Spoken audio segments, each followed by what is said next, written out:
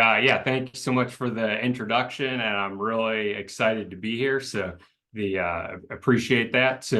Like you mentioned, I'm currently working in real estate now. I love talking about buying homes, selling homes, investing, and anything real estate. I could talk about it all day long, and I pretty much do that all the time. But I know we only have 30 minutes here today, so I'm going to keep it limited to that. Try to make sure we have some time for questions, and I'm going to be available anytime after this. I'll have my contact if you want to reach up and follow up with anything. I would love to do that. So as I thought about this topic, and I mean the wide variety of people that might be tuning in and the experiences levels, it's kind of hard to figure out how to structure this decision and conversation about renting versus buying. So I thought we could do a case study. I mean, who doesn't love a good case study, right? So let's imagine we're in '03 with orders to Savannah,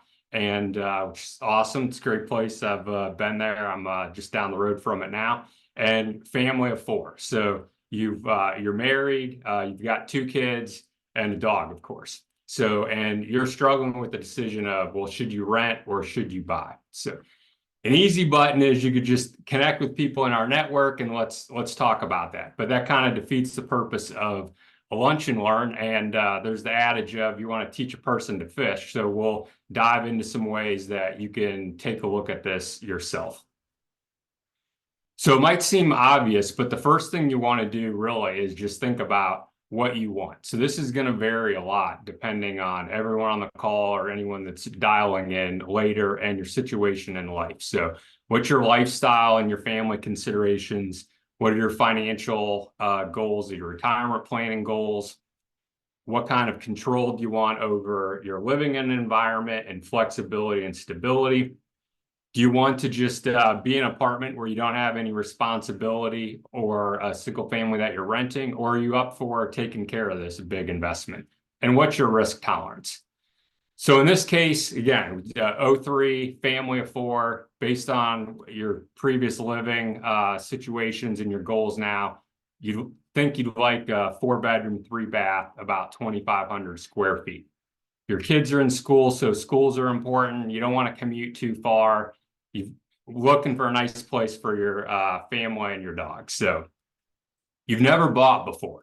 But you've heard about a lot of people, making money in real estate, diversifying into real estate. And maybe you've even heard the statistic that homeowners have 40% greater, actually 40 times greater net worth than renters. And you want to make sure you're looking at this as an option. And you like the idea of making it your own.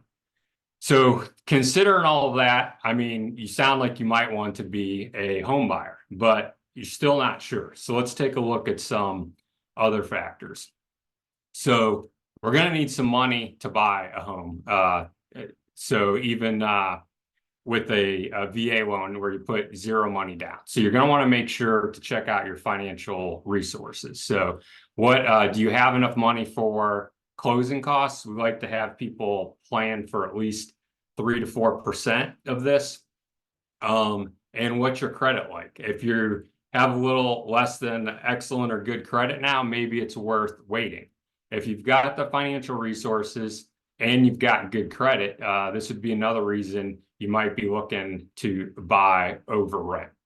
A lot of people don't like to buy on short tour lengths, but there are also people that do. If you're looking to just start acquiring properties, I know people that buy them with 1-year, 2-year tours and look to hold them.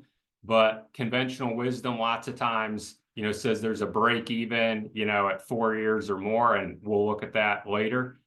In this case, we've got 4-year orders to the air station. So we're, again, thinking like maybe we want to buy, but we're not sure yet.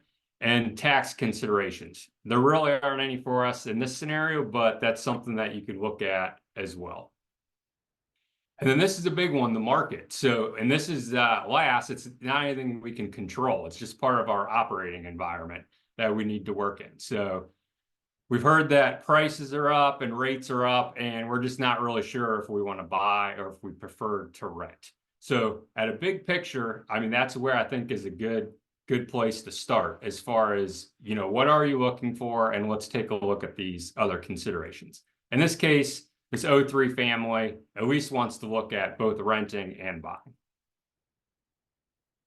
So the next thing that you probably want to do is look at how much you can afford. So you're not going to know for sure until you complete an application and have a, you know, a bank or a loan officer look at and pre-qualify you and pre-approve you.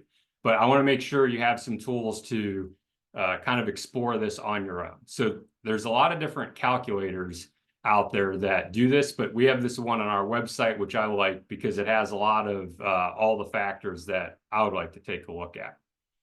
So, which include, I mean, some of the factors that not all the other calculators have are these items that impact your payment, which is homeowners insurance, property tax, HOA fees if you're in an HOA, and if you have private mortgage insurance or not. So in this scenario, we'd most likely be using a VA loan, so you'd have no PMI. And we also have this slide scale that you can adjust your payment. Adjust your desired debt to income ratio. And we have it color coded for kind of nationally accepted ranges. And so in this instance, I have the calculator set for 36% of your debt to income. So this would be looking at all of your income versus your debts, including this house payment, and going up to 36%, which is at the max end of this considered affordable green range. So if you're an O3, I added up all your income, except I didn't include your flight pay. You should be about $120,000 annually. We're assuming you have $600 in monthly debts. Maybe that's a car payment, and put in an interest rate that's prevailing now in the range of 6.75. So in this scenario, we can look to see that this family could buy up to a $404,000 house in this scenario. This assumes they have the money for the down payment the closing costs, and if you're making a down payment, and the qualifying credit. And if you're going to use this calculator, the annual income, you want to go through your LES and include everything. So your base pay, any incentive pay, look up your BAH for your new duty station, BAS, and that's all pre-tax. So all these calculations are pre-tax. But so looking at this, you know that as a service member, your BAH is tax-free, your BAS is tax-free, and that's really like getting 25% extra on that. And maybe you've got a lot of savings, and you know that it's possible to go higher with another debt to income ratio. So we're going to slide this scale here on this calculator and look at what does it look like with 41% debt to income. Everything else is the same, still $120,000 income, but now we can go up to a $481,000 house. So this is good. I mean, again, a loan officer can help you look at this, but you can do this on your own. And so this is a great tool. I'll have a link to it, and you can mess around with this tool as you would like there. So after that, then I would be looking at, so we knew we are interested in this 4-bedroom, 3-bath, around 2,500 square feet. So let's see what's available in the market for this price range of $405,000 to $480,000. So most of us probably, Bren, there's a lot of open source sites. You can go on Redfin, Zillow, Realtor.com. Any of those are options.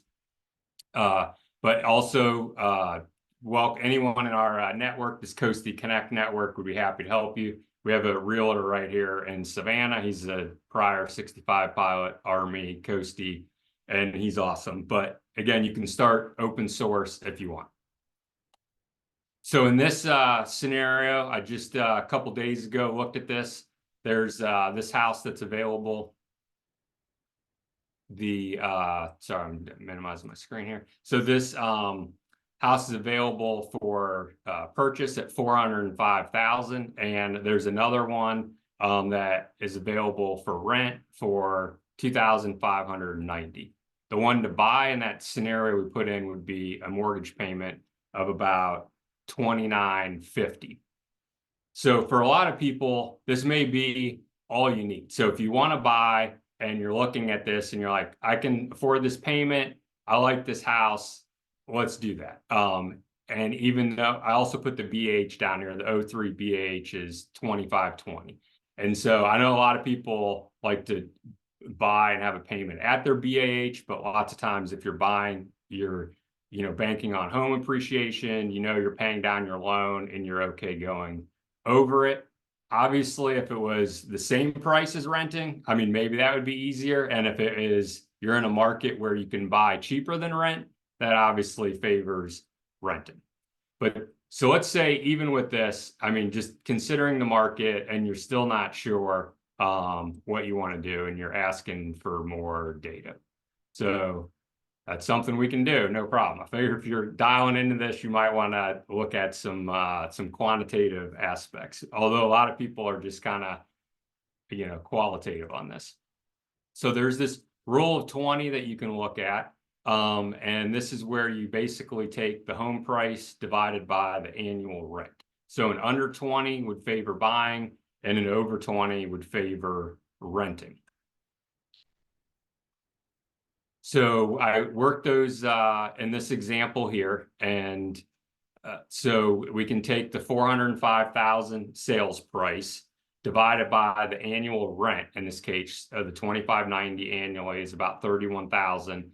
And we're getting 13, and which would favor buying in this, under 20 rule of thumb.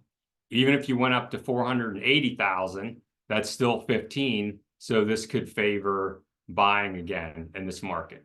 So anywhere you're at, if you like this approach, you can do that. You can find something to buy, find something comparable that you would rent, and do this calculation. So this obviously isn't hard go, no go, but people that like these rules, this is a good place to start. So me personally, if I was going to do this and I went ahead and built a model for this that everyone can have if they'd like to, let's really dig into, what's behind this. And so we've got some more data here on this. And so I looked at this 4-year scenario here, and we know that owning versus renting is more expensive. We saw that in the monthly payment. And so owning is going to end up being about $29,000 more expensive than renting.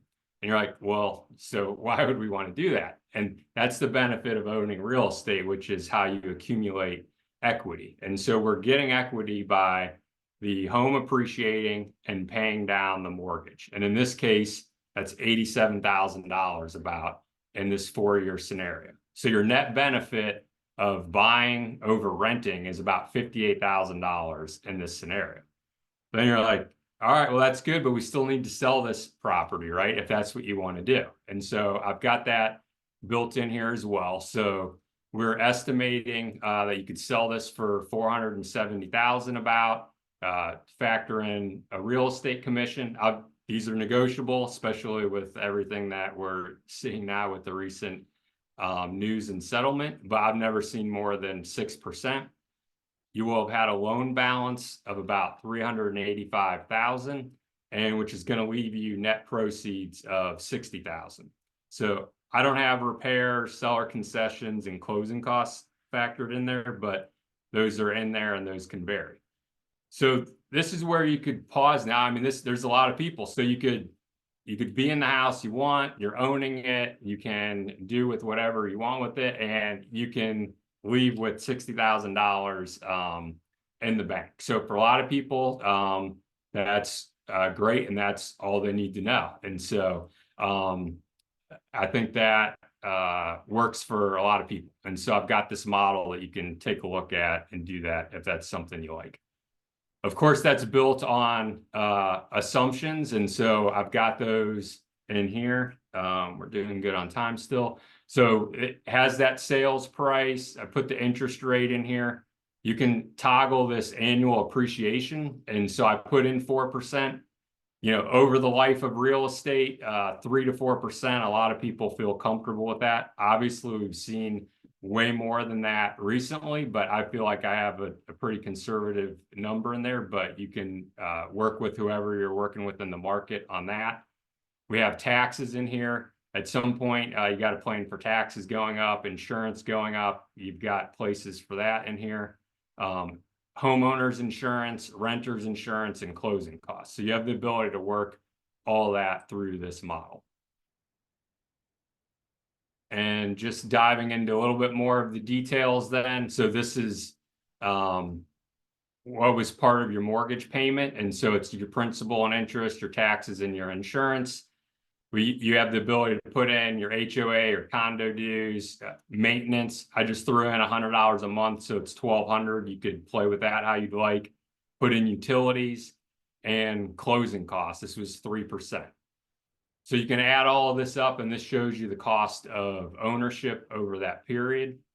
And this is how we're showing that you're building up cumulative equity. And so basically, we're paying down the principal of a little over $4,000 a year and appreciation of a little over $16,000 a year. And that's kind of the behind the scenes of what drove the front end of that model. And if you decided to hold this and rent it out, at 10 years, this is showing $250,000 in equity at pretty modest assumptions there on appreciation. And so if you hear about people, building long-term wealth through real estate, this is kind of, how that happens. So even with a 4-year hold, it looks like it can work even in this rate environment. And 10 years, you really start, accumulating equity. And on the rental side, we also had this built in with the rent. Of course, you're going to have to pay renter's insurance. There's utilities.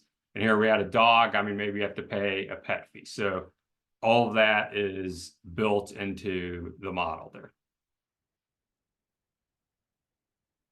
Okay, so that's, so there's really, you kind of just have to take all of that into account. And so there is no right or wrong answer for this. And I wish I had a crystal ball on, what all of these things, appreciation is going to do and rates are going to do. But if you're looking for kind of a blend of qualitative and quantitative, that's the best approach I have there for people that want to dig in and want to blend it that way. And so probably, you hear me talk a lot about the VA loan. We can do any kind of loan, so it's not that this is the only thing we can do. It's just really for veterans. So that's active duty, or if you've served, it's normally the best loan if it's going to be your primary residence. And so why is that? The first thing is you have the option for 100% financing. And so you can put money down if you want, but for people starting out, this is awesome. There's no other loan product like that. There is a funding fee. You can roll that into it. If you're in this, no money or little money down, FHA, there's going to be fees for that as well. There's no loan limit if you have your full entitlement. We're kind of looking at, a certain scenario where you're not looking to press your loan limit. But if you have a lot of financial resources and want to do that, you can buy, a multi-million-dollar property if you want. I'll show you the rates are normally lower on the VA loans. There's no mortgage insurance. The VA doesn't have a minimum credit score for VA loans, so it's based on the lender. So if you do have challenged credit, we can normally get you approved on that. And we have a lot more flexibility on the debt to income ratios as well. And there's a great streamlined refinance. So if you're buying now and rates come down, which we're all hoping they do, but they've been stickier than a lot of us thought, you can refinance this with no appraisal, no going through income again, and you can just refinance it at the lower rate, which is great. This shows the rates. This was a rate stack from yesterday, and this is where I like, if people are looking, just go to Mortgage News Daily, because if you go to a company website, there's going to be teaser rates on there. There's going to be all kinds of disclaimers. This is national average stuff, and this is a good place as far as estimating in the calculator. And we can see that the VA was 6.8%, 88. Conventional was 7.4, so more than half a point higher. And if you're in a jumbo loan, 3/4 of a point higher. And if you're doing a conventional, you're going to have to put 20% down, or you got to pay mortgage insurance. And the FHA requires mortgage insurance if you're not putting much money down either. So to kind of wrap this up before I open it up to Q&A is that, again, I mean, there's not, I tried to build a model to help those people that really want to clear, go, no go, but home buying doesn't fit into that box. And especially, we've got the best economists on here. You can't, predict with certainty home prices and rates. So kind of taking all that together, where are you at? So are you one of those people that says, if I can afford it, I want to buy, and then I'm going to take advantage of any refinance, which we work with a lot of people like that? Or just based on those initial criteria, I was in flight school, my first ship, we didn't want to mess around with buying, we rented. I mean, in hindsight, I would have maybe gone back and bought in a couple of those spots, but I wanted to rent at that point. And then maybe you're like, well, I don't know yet, and I want to go through these and look at the numbers. I showed you how to do that. And there's still going to be people that are just like, you know what, I'm just not comfortable now with where prices and this, and I like to buy, but I kind of just want to sit on the sidelines. And we're seeing that as well. So, and I'm not encouraging anyone to go one way or the other, but the tricky part about being on the sidelines is that people have been waiting for rates to come down, and prices have been sticky or going up. And so it's just hard to say. So, I mean, in the Savannah market, while people are waiting, the home prices have gone up. So you actually would have been better off just buying and maybe refinancing later. So with that, we had one mail-in question. I don't know if he's on here, but it was a question about, I've owned and now I want to decide if I should, kind of cash out or hold it long-term. And this is tricky. I mean, there's people like Buffett and other things that it's like, when do you sell? Never. And so that kind of depends on, what your horizon is. And, we'd have to kind of talk more into your specific situation. But there's a joke, like when you're a landlord or real estate investor, it's about tenants, toilets, and trash. And so the first thing is, if you want to keep it, you got to make sure you're up for being a landlord and a real estate investor. And so that's the first thing. Just be ready, because things come up. And then you want to think about if you're going to self-manage or have a property manager. And so there's going to be cost to having a property manager. You want to make sure you're going to have a reserve set aside for any maintenance. So depending on what, the condition of the home you left, the age of the roof, the ACs, you may have to replace some of these items or do repairs while it's being rented out. I've had good luck with high vacancies rates, but you got to be prepared for it to be vacant. And so you want to have cash reserves for that. And then really, how does that fit into your long-term goals as far as, kind of accumulating wealth, and do you want to cash out or not? And there's some tax implications. And so that's, without knowing more about the specifics, those are some things I would think about if you own your home, you're PCSing, and you're trying to decide if you want to rent it out or sell it. So, I mean, I've rented out 3 of my houses. I still have 2 of them from 2006. And so that's worked out well for us. We've gotten nice appreciation. And you also want to look at your cash flow. So if you bought it a couple of years ago, you probably have low rates and low payments. And so you want to compare that against that. And so you want to kind of look at what your strategy is as far as cash flow and appreciation. So happy to dive in with more specifics, but that's kind of in general how I'd look at that.